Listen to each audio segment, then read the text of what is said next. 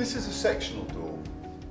The door is designed to fit 9 times out of 10 behind the piers. We can go in between the piers, but it's designed to go primarily behind the piers.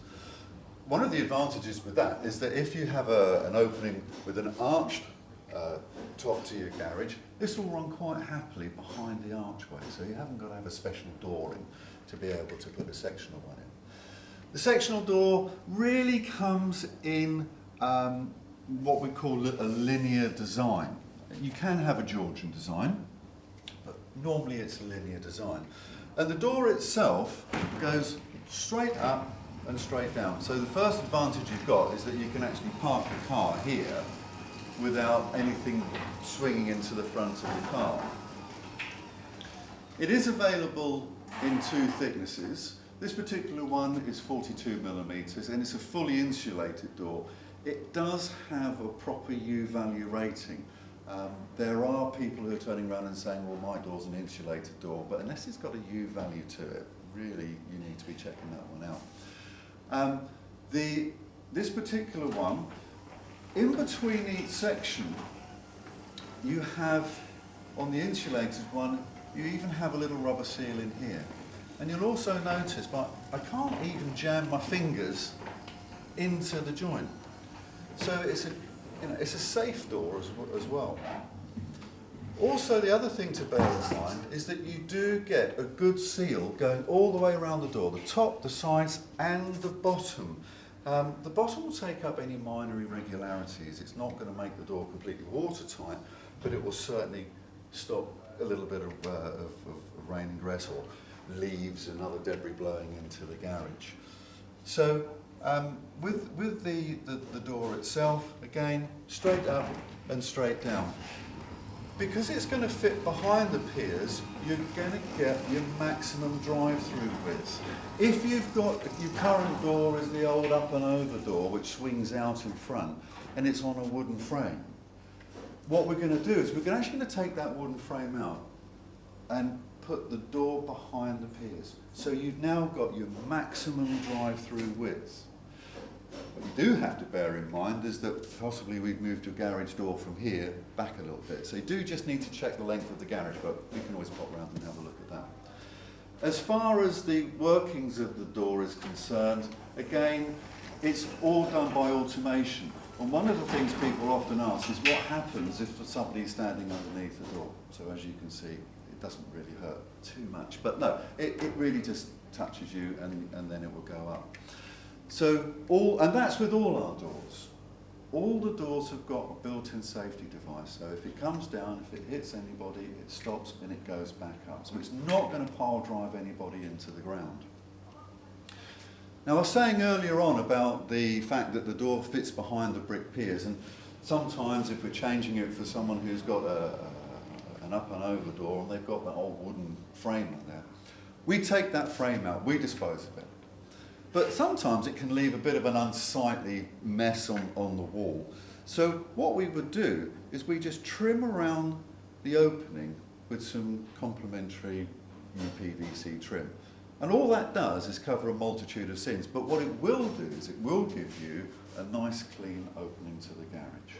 One of the other things with the fully insulated and the sectional door, because it's 4 panels, it does make the door a very strong door as well. Again, purely because of the way in which it's constructed.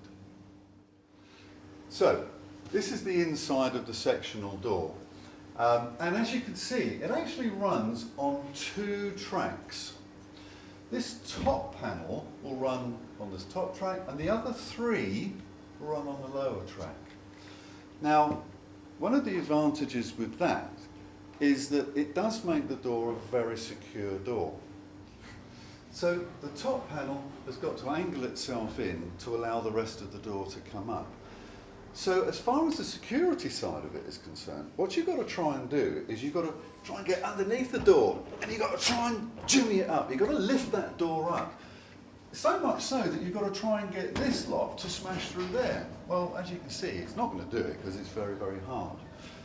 And to get the top panel to come in, you can't just push it in because you've got a permanent mechanical lock here. So it does make the door a very secure door.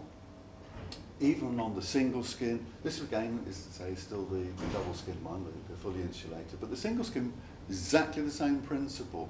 No matter which door you choose, the workings are all going to be the same. As far as the emergency release is concerned, again, if you've got access to the back of the garage, you can use your emergency release here. If you haven't got a separate door, then we can fit an external emergency release. So you're always going to be able to open the garage door. So the way the emergency release works is, again, we're just pulling the lever down, and we're going to angle the door in and lift it up. And as you can see, as the door comes up, wherever you leave it, it doesn't come thundering down. It's not one where you've got to hold it all the time. And this one, again, as I said, this one is the fully insulated. This door is 42 millimetres thick. So you've always got the ability to be able to get in and out, even if the power isn't on. When you push it, you've got a little green button, and you push that, and then that will then just lock everything back into place. So this one is the fully insulated door.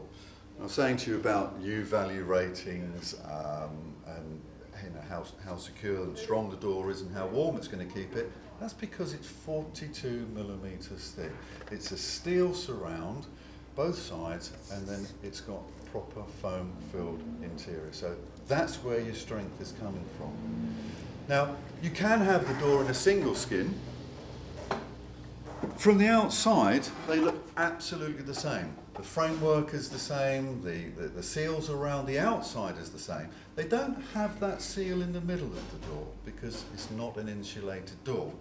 But the single skin one, that's what it's going to look like from the inside. Price-wise, does make this type of door extremely competitive. If insulation isn't important to you, if the rest of the garage isn't insulated, then you have to say to yourself, do I really need an insulated door? So certainly think about that one if you want to have a 4-panel. And this is pretty much the size of the panels. Normally you have about 4 of them. So if you like the door and insulation isn't important to you in the garage, then certainly this would be one to seriously consider.